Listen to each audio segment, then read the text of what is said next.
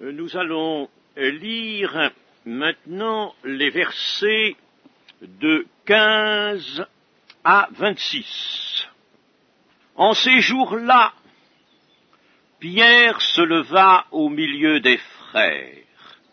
Le nombre des personnes réunies était d'environ 120. Et il dit, « Hommes frères, il fallait que s'accomplisse ce que le Saint-Esprit, dans l'Écriture, a annoncé d'avance par la bouche de David au sujet de Judas, qui a été le guide de ceux qui ont saisi Jésus. Il était compté parmi nous, et il avait part au même ministère. Cet homme, ayant acquis un champ avec le salaire du crime, est tombé, s'est rompu par le milieu du corps, et toutes ses entrailles se sont répandues. La chose a été si connue de tous les habitants de Jérusalem que ce champ a été appelé dans leur langue Akeldama, c'est-à-dire champ du sang. Or, il est écrit dans le livre des psaumes que sa demeure devienne déserte et que personne ne l'habite, et qu'un autre prenne sa charge. Il faut donc que parmi ceux qui nous ont accompagnés tout le temps que le Seigneur Jésus a vécu avec nous, depuis le baptême de Jean jusqu'au jour où il a été enlevé du milieu de nous, il y en ait un qui nous soit associé comme témoin de sa résurrection. Ils en présentèrent deux, Joseph, appelé Barsabas, surnommé Justus, et Matthias. Puis ils firent cette prière. « Seigneur, toi qui connais les cœurs de tous, désigne lequel de ces deux tu as choisi, afin qu'il ait part à ce ministère et à cet apostolat que Judas a abandonné pour aller en son lieu. » Ils tirèrent au sort, et le sort tomba sur Matthias, qui fut associé aux 11 apôtres. Amen. Nous voyons d'abord dans le début de ce passage que un noyau s'est constitué d'environ 120.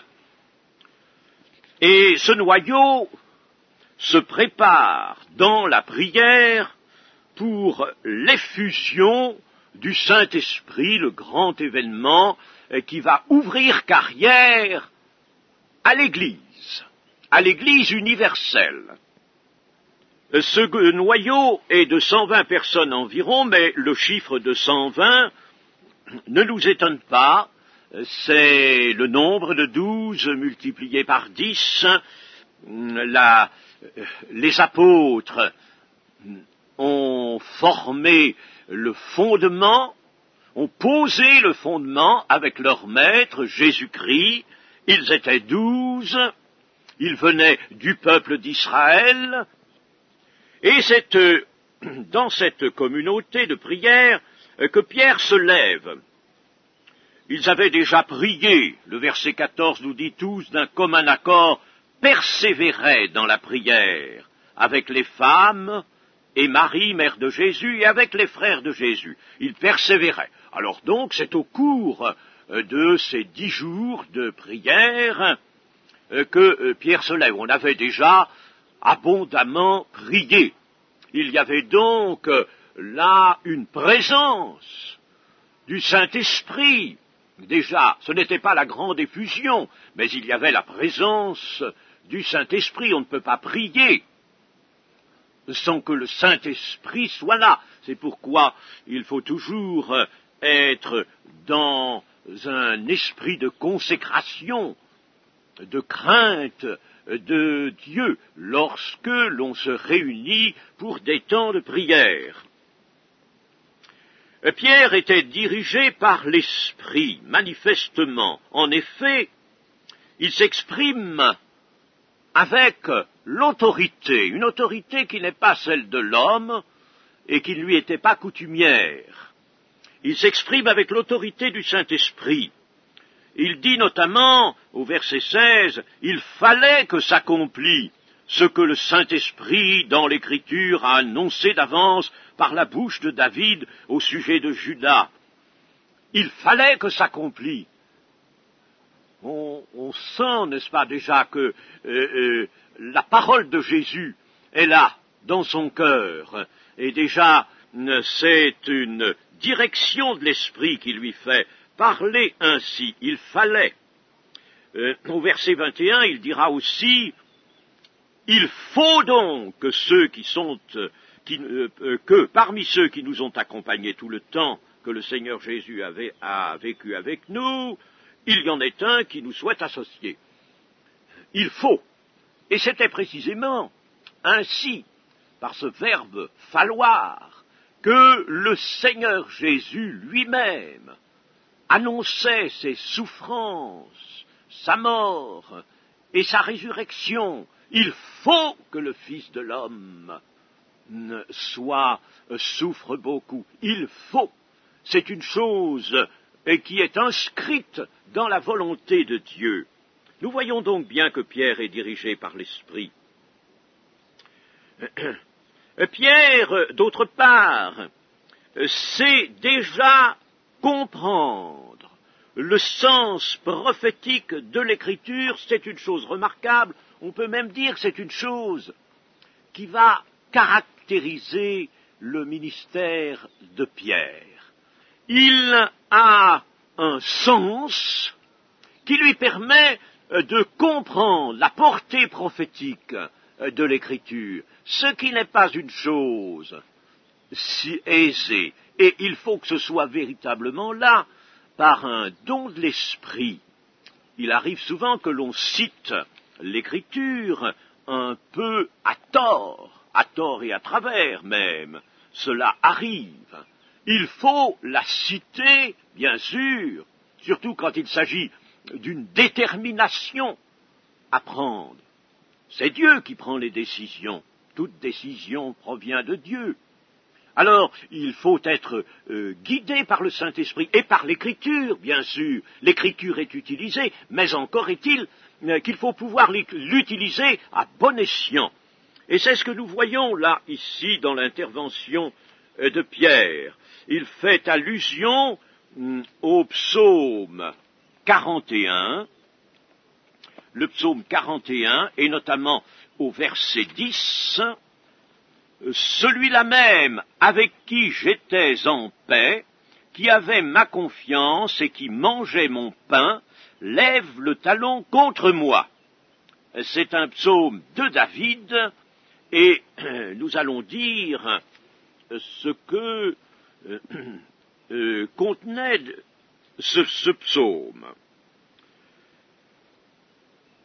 En effet, le verset sur lequel l'apôtre Pierre s'appuie visait directement dans le psaume de David un personnage du nom d'Achitophel, ou Achitophel si vous voulez, lequel avait suggéré à Absalom, lors de cette prise de possession du règne qui oblige David à quitter Jérusalem et à s'enfuir, c'était cet Achitophel qui avait suggéré à Absalom un plan pour saisir et frapper David en fuite, de l'autre côté du Jourdain. Et ce plan était habile. Achitophel était d'ailleurs un conseiller de David, et qui, par conséquent, le trahissait. Tout cela nous est exposé dans le 2e livre de Samuel et au chapitre 17. Et le Seigneur avait déjoué le plan d'Achitophel contre David. Alors, Pierre sait que la trahison d'Achitophel n'est que le signe d'une toute autre trahison contre le fils de David, le Messie, fils de David. Car dans l'Écriture, Pierre en a la conviction en son cœur, et cette conviction lui vient de l'Esprit. Il a la conviction que dans l'Ancien Testament, tout annonce le Messie et l'œuvre du Messie. Nous savons que Jésus, devant les disciples d'Emmaüs, a montré dans l'Ancien Testament, dans les Écritures, tout ce qui le concernait. Mais nous savons que même des événements qui ont touché le roi David, ou des événements qu'il n'a même pas lui connus, par exemple, ils ont percé mes mains et mes pieds. Et David n'a jamais eu cela. Et pourtant, il le dit, les scélérats, ils ont percé mes mains et mes pieds. Alors, vous voyez qu'il y a des choses qui sont arrivées à David, d'autres qui même ne sont pas arrivées, mais tout cela a pris place dans les psaumes de cet homme inspiré qu'était David, et tout cela avait une portée prophétique. Il faut savoir que l'Écriture, on peut dire dans son entier, est une prophétie, a toujours un sens, une portée prophétique. Alors, attention, que notre foi soit à l'aise et soit éclairée, surtout par l'Esprit, dans le discernement de la portée prophétique de l'Écriture. La parole de David était donc, comme bien d'autres, prophétique et ne pouvait trouver son plein accomplissement que dans la trahison de Judas, apôtre de Jésus-Christ. Judas, lui, avait certainement connaissance du psaume 41, nous en sommes sûrs. Il avait connaissance, d'abord parce que c'était un psaume que, comme bien d'autres, à certains moments, l'on chantait, mais d'autre part, le Seigneur Jésus l'avait lui-même cité, ce psaume 41, et l'avait appliqué à la trahison de Judas. Dans Jean, chapitre 13, et verset 18, « Ce n'est pas de vous tous que je parle, je connais ceux que j'ai choisis, mais il faut que l'Écriture s'accomplisse. Celui qui mange avec moi le pain a levé son talon contre moi. » Voilà le verset 10 du psaume 41. « Dès à présent, je vous le dis, avant que la chose arrive, afin que lorsqu'elle arrivera, vous croyez à ce que je suis. » Vous croyez à ce que je suis. Donc, vous voyez que la portée prophétique de l'Écriture nous conduit et doit nous conduire à une foi toujours plus réelle, toujours plus ferme, toujours plus pénétrante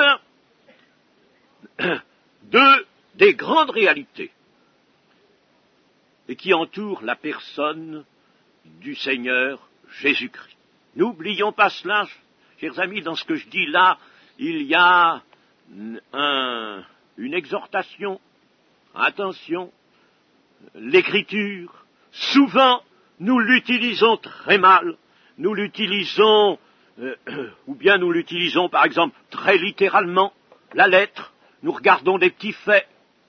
Mais nous ne saisissons pas la portée prophétique et spirituelle de l'Écriture. Bien sûr, il faut le faire avec beaucoup de prudence, de sagesse, c'est-à-dire vraiment conduit par le Saint-Esprit. Et il faut bien sûr que dans l'Église, les ministères eux-mêmes nous guident dans cette utilisation de l'Écriture. Mais vous voyez que l'Écriture, n'est-ce pas, doit, elle, travailler, elle est là pour travailler, l'Ancien Testament, notamment, doit travailler à l'affermissement et surtout à, on pourrait dire, l'édification de notre foi, à nourrir notre foi.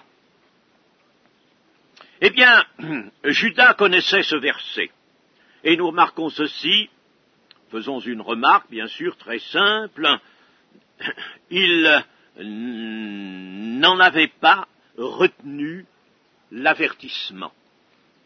Ça aussi, c'est quelque chose qui appelle réflexion de notre part, et qui appelle même un petit retour sur nous-mêmes.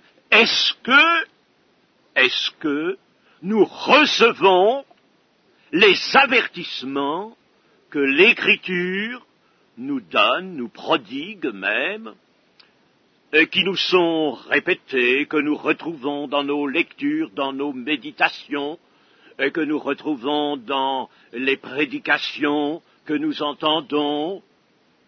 Est-ce que les avertissements ont un écho en nous, non pas un écho seulement sur le moment, un écho qui correspond, amène une petite et courte humiliation. Oh oui, Seigneur, c'est vrai, j'ai bien besoin de ça, oh oui, ça nous arrive cela. Mais les minutes passent, je dis les minutes, et puis voilà, tout s'envole. Autrement dit, notre prise de conscience d'un avertissement de l'Écriture n'a pas amené une détermination, une sage résolution en nous. Voyez-vous, c'est cela et qui manque souvent. Et puis, nous continuons de marcher comme si nous n'avions pas entendu les avertissements de l'Éternel. Il arrive même que nous ne les saisissions pas, que nous passions par-dessus sans les recevoir. Car la parole de Dieu se reçoit dans les cœurs. Alors, c'est une chose sur laquelle il faut veiller, chers amis. Nous l'avons déjà dit, l'obéissance à la parole de Dieu n'est pas une chose aussi facile à l'homme que l'on croit. L'obéissance, c'est en nous, l'homme nouveau, l'homme spirituel, et qui peut l'apporter à Dieu, et non pas la chair. Alors pensons à cela, chers amis, nous avons constamment besoin de revenir sérieusement, avec consécration et humilité, à l'Écriture qui nous prodigue des avertissements. Nous voudrions maintenant tout de même nous poser cette question, puisque nous sommes là sur un passage qui nous montre la fin de Judas. Nous voudrions nous poser cette question, quel est le péché de Judas? Quel est le péché de Judas?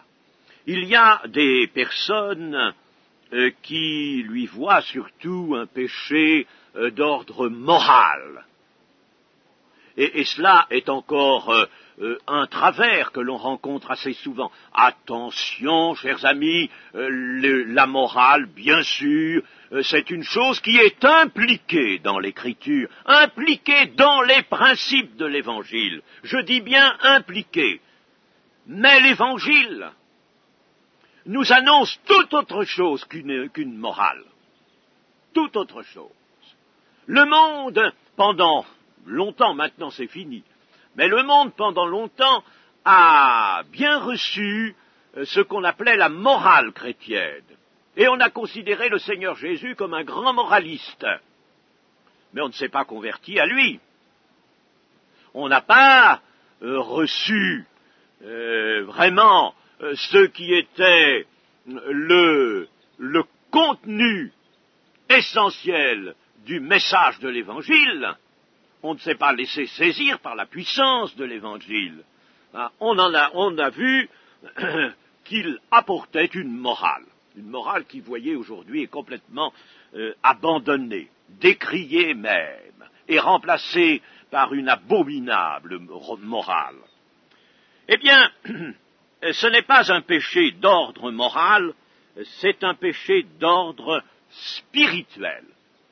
Et le péché d'ordre spirituel,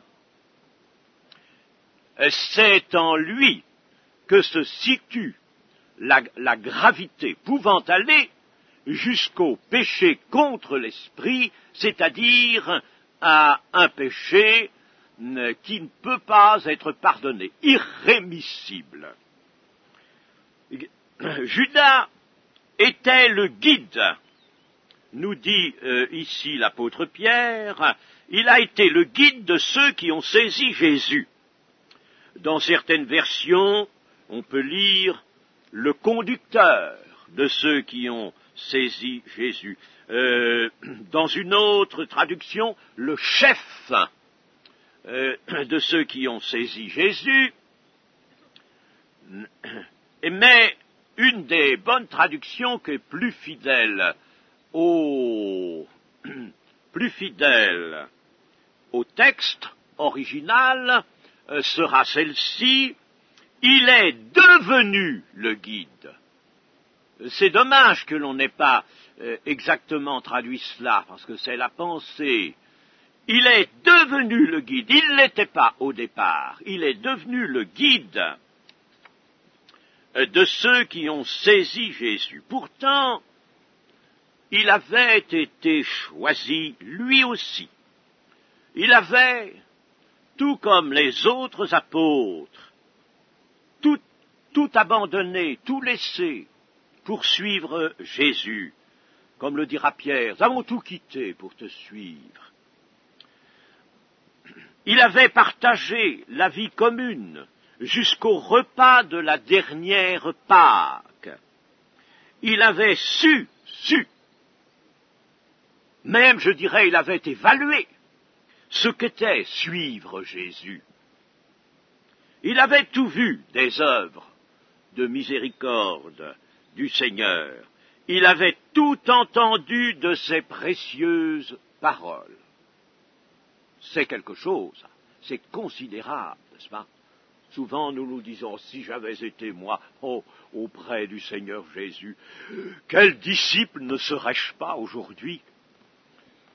Tu serais peut-être un disciple tombé, il y en a tant qui ont écouté le Seigneur, parce que ce n'est pas, nous l'avons dit hier, ce n'est pas de cette manière-là que l'on devient vraiment un disciple, puis un témoin du Seigneur. Il y faut l'action du Saint-Esprit. Le Seigneur Jésus avait implanté le ministère de l'Église et accompli la rédemption que lui seul pouvait accomplir pendant son séjour sur la terre.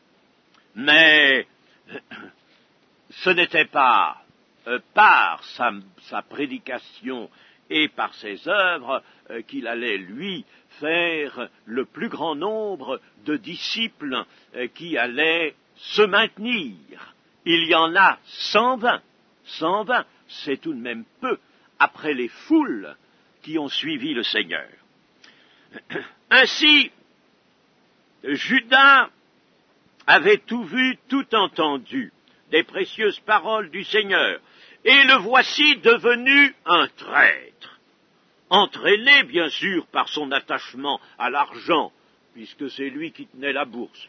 Assez curieux, mais c'était lui le trésorier de la petite équipe des disciples. Il tenait la bourse et de temps en temps, il y plongeait la main. C'est pour ça qu'il voulait que la bourse fut bien remplie. Ce vase d'albâtre que Marie répand et qui constituait une valeur, il aurait préféré, bien sûr, peut-être 300 deniers, il aurait préféré que cela vienne dans la bourse, n'est-ce pas? Mais ça, c'est un travers, bien sûr, ça a joué, c'est un travers de sa personne. Mais il y a plus grave que cela. Au cours des derniers jours, nous voyons qu'il avait déjà préparé son acte, sa trahison. En effet, dans l'évangile de Marc, au chapitre 14 et au verset 10, nous lisons: Judas Iscario, l'un des 12, alla vers les principaux sacrificateurs afin de leur livrer Jésus. Après l'avoir entendu, ils furent dans la joie et promirent de lui donner de l'argent. Et Judas cherchait une occasion favorable pour le livrer. Cherchait une occasion favorable. Voyez comme il méditait son acte. Jusqu'au dernier moment, il voudra paraître innocent. Quand le Seigneur même dira que parmi les apôtres, il y en a un qui va trahir, eh bien, alors Judas, qui le livrait, prit la parole et dit « Est-ce moi, Rabbi ?» Jésus lui répondit « Tu l'as dit, est-ce moi ?» Il questionne, alors qu'il a déjà médité, alors qu'il a déjà pris contact avec le Sanhédrin. Satan entrera en lui. Satan, non pas un démon, mais Satan lui-même va entrer en lui. Et vous savez que Satan entre dans deux hommes seulement, qui sont désignés tous deux comme le fils de la perdition. Ces deux hommes sont Judas et l'Antichrist. C'est Luc 22:3 qui nous dit que Satan entra en lui. Le péché de Judas est donc d'ordre spirituel. Il se fait l'allié du Sanhédrin, qui ne veut pas, lui, d'un Messie abaissé, pauvre, souffrant, un Messie qui constamment dénonce le péché, un Messie qui est le signe de la contradiction, qui provoque le choc de la contradiction, un Messie qui veut se rendre victorieux du péché, qui se rendra victorieux du péché, et qui même expira le péché des hommes par sa mort qu'il avait annoncé. Mais ce n'est pas cela que veut le Sanhédrin, ce n'est pas cela que veulent les Juifs, et ce n'est pas cela à la fin du ministère de Jésus, c'est pas cela que veut Judas. Judas, à un certain moment, comprit qu'il n'y avait plus d'espoir. Plus d'espoir. Au lieu de saisir la grande espérance, il avait, lui, maintenu un espoir. L'espoir de voir Jésus régner. On avait voulu le faire roi. Il s'était dérobé. Eh bien, cet espoir, il sent qu'il lui échappe de voir le Seigneur Jésus régner en ce temps. Et pourtant, il reste attaché à ce désir. Aussi, déjà, en son cœur, il abandonne le Maître. Il abandonne le Messie de Dieu. Il abandonne l'amour de Dieu. L'amour que Dieu manifeste à l'humanité. Il abandonne cet amour. Il le repousse. Il n'en veut plus. Voilà son crime. Le comportement de Judas est celui qu'auront dans les siècles suivants tous qui s'efforceront d'établir le règne du Christ en ce monde, alors que Jésus a dit « Mon royaume n'est pas de ce monde ». Alors tous ceux qui s'efforceront d'établir le règne du Christ en ce monde et qui, ne le pouvant pas, remplaceront le Christ humble, le Christ abaissé, le Christ pauvre, mais puissant par l'Esprit, ils le remplaceront par un monarque, ce qui conduira le monde, nécessairement, fatalement, à l'Antichrist, au règne de l'Antichrist. Judas est donc le guide, il est le conducteur de ceux qui ont saisi Jésus, de ceux qui n'ont pas voulu que Jésus règne, qui n'ont pas voulu d'un Messie abaissé, d'un Messie souffrant. Ils ont voulu d'un Antichrist, ils ont voulu un Antichrist. Il est le guide de cela, il est le conducteur de cela, il est le premier de toute une fraction de l'humanité qui rejette le vrai Christ de Dieu, qui rejette par lui le pardon des péchés, la libération, l'affranchissement du péché. Il est leur conducteur, il est leur guide, il est le premier de cela. D'un Messie régnant en ce monde de péché, il est ceux qui ne pensent qu'à tirer avantage, ainsi il veut un Messie régnant, et il est leur guide de ceux qui ne veulent pas abandonner leurs œuvres mauvaises. Ils ne veulent pas être, eux, abaissés, ils ne veulent pas que leur cœur soit brisé, ils veulent garder l'orgueil de la chute. Et ils veulent un Messie qui règne. Ils l'auront pendant 7 ans. Ce faux Messie, ils l'auront, ce faux Messie. La terre l'aura. Comme Dieu a consenti à Israël de lui donner Saül, eh bien la terre aura son faux Christ par excellence, l'Antichrist. La prédication de la croix est un scandale pour les Juifs. Eh bien, elle est un scandale. La croix elle-même est un scandale pour ceux-là, ceux qui veulent un Messie régnant immédiatement. Or, rejeter la croix, rejeter le Christ, trahir le Christ, ne pas accepter son sacrifice expiatoire sur la croix, c'est le péché. C'est le péché qui soulève la colère de Dieu. C'est le péché irrémissible. C'est le péché qui mène à la mort. C'est le péché terrible en ses conséquences.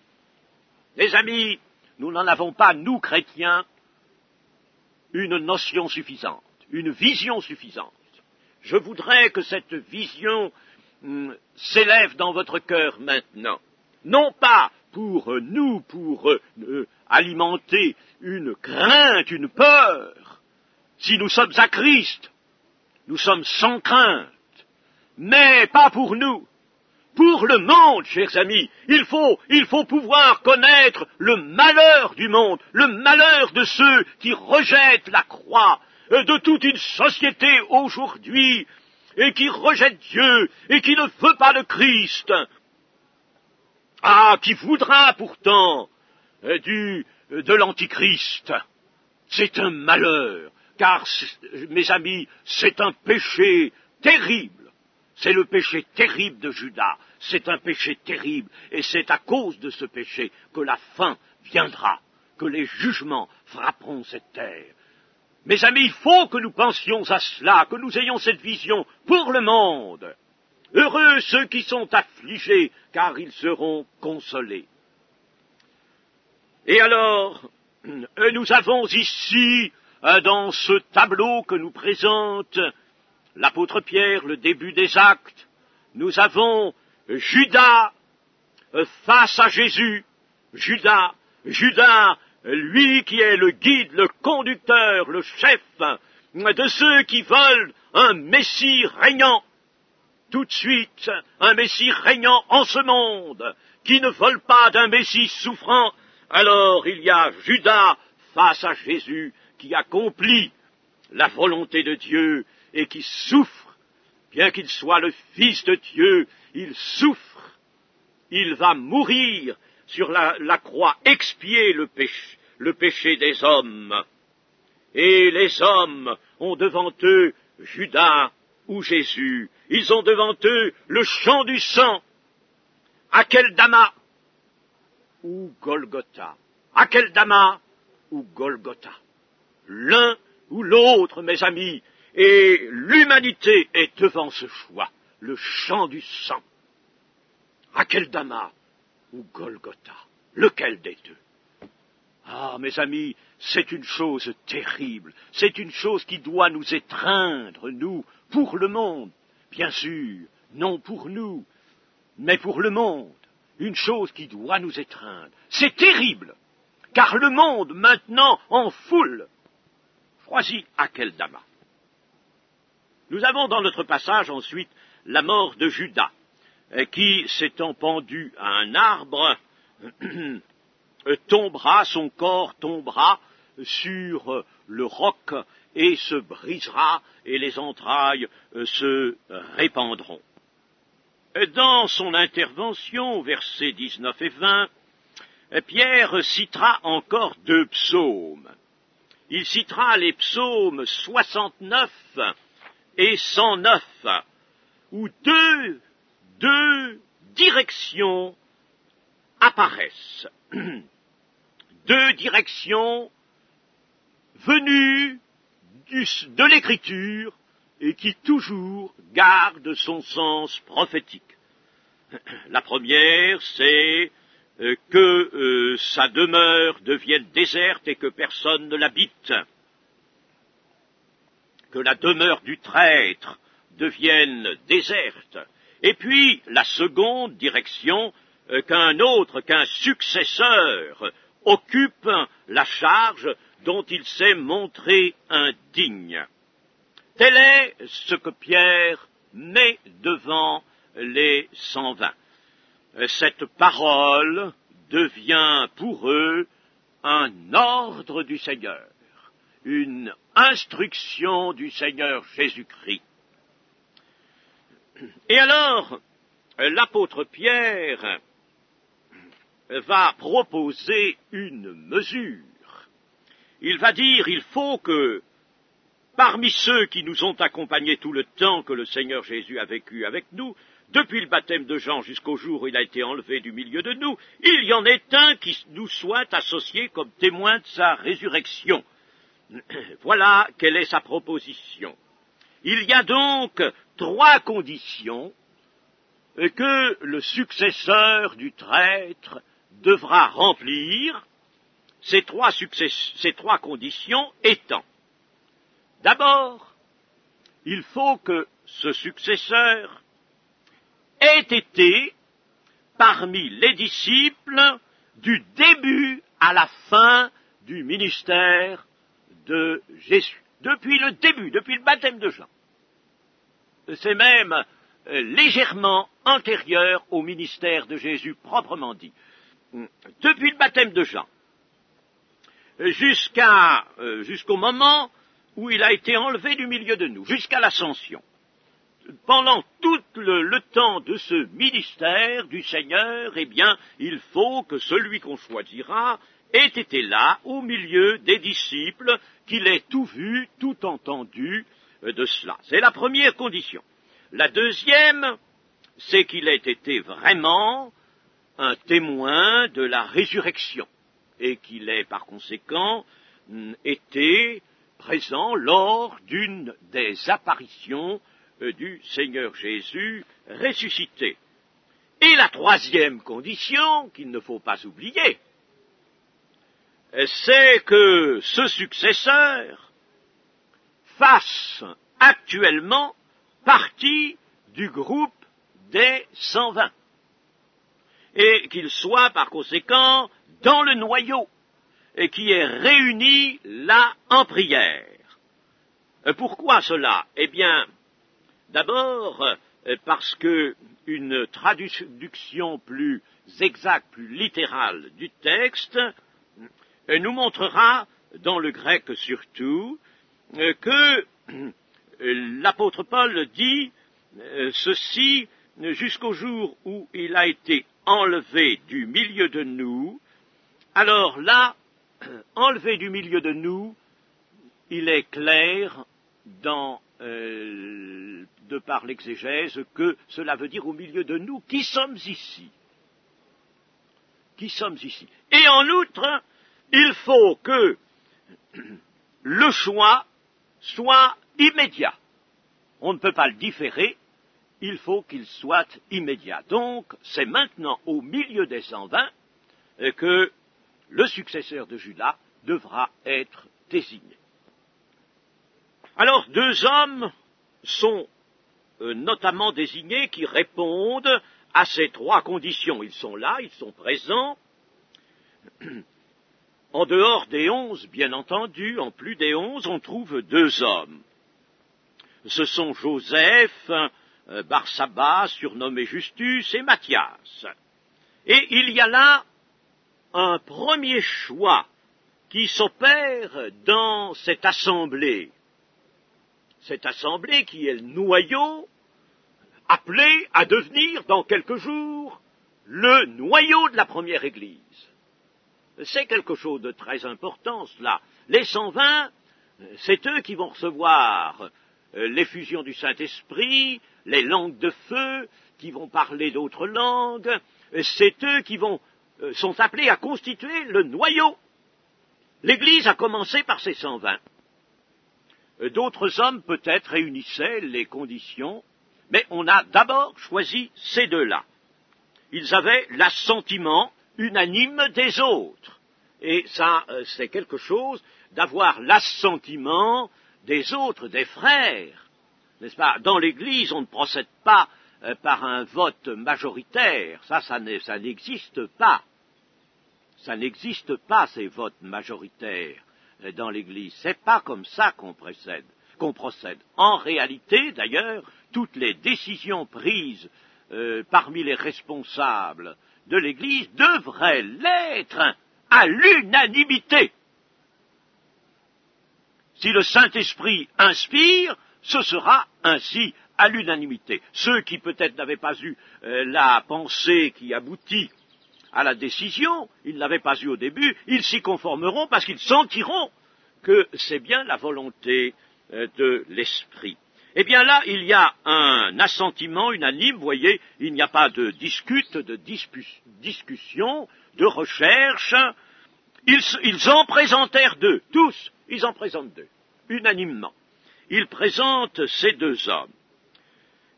C'était le premier acte du noyau qui va devenir celui de la première Église, et c'était un acte grave. Grave pour l'Église, acte qui était accompli sous le regard de Dieu, en obéissance à l'Écriture connue par le Saint-Esprit, connue dans sa portée prophétique, et en obéissance aux directions actuelles du Saint-Esprit. Aucun de ces 2 hommes qui sont ici ne sont désignés dans les évangiles. On ne les connaît pas, mais il y a beaucoup de disciples qui suivaient le Seigneur Jésus et que nous ne connaissons pas, dont nous ne connaissons pas les noms. Et maintenant, on va demander à Dieu de désigner celui des 2 qui va rétablir à 12 le nombre des apôtres. Et cela par une instante prière. Bien entendu, le verset 24 nous donne simplement le contenu bref de la prière. Mais il est évident qu'ils ne se sont pas contentés simplement de dire « Seigneur, toi qui connais les cœurs de tous, désigne lequel de ces 2 tu as choisi, puis passer tout de suite à l'action. » Ils ont évidemment prié un temps. Ils se sont mis en prière. Ils avaient tout le temps de le faire. Ils se sont mis en prière. Et cela, c'était la prière. Vous voyez que souvent, la prière doit viser un objectif déterminé, unique. C'est cet objectif qui nous est donné ici. Il faut que ceux qui sont en prière s'unissent ensemble, s'unissent par le Saint-Esprit pour demander une même chose. Ce que Jésus a dit, si 2 ou 3 s'unissent pour demander ou s'accordent pour demander une même chose, elle leur sera accordée. Ils ont un temps de prière et bien entendu, ils attendent le choix à faire de Jésus-Christ particulièrement. Ils prient Dieu, bien sûr, mais ils l'attendent de Jésus, qui avait déjà choisi et désigné les 12, qui plus tard choisira Saul de Tarse aussi, pour un certain apostolat. Et c'est donc Jésus qui va ici encore choisir le remplaçant de Judas. Et d'ailleurs, littéralement, à la fin de la prière, verset 24, il y a ceci. Vous voyez, il y a des petites choses quelquefois qui sautent dans nos traductions, et c'est dommage. C'est pourquoi on est toujours obligé de vérifier le texte par une confrontation de versions, et même par un recours au texte original. Alors, ici, il y a toi qui connais les cœurs de tous, désigne lequel de ces deux tu t'es choisi. Tu t'es choisi. Voyez-vous, c'est donc bien à Jésus que cela est particulièrement demandé. Tu t'es choisi, tu as choisi pour toi. Les apôtres étaient les apôtres de l'agneau, afin qu'il ait part à ce ministère, à cet apostolat que Judas a abandonné pour aller en son lieu. Pour aller en son lieu, c'est-à-dire pour aller au lieu, et qui est déterminé par les dispositions de son cœur. Ici, Pierre ne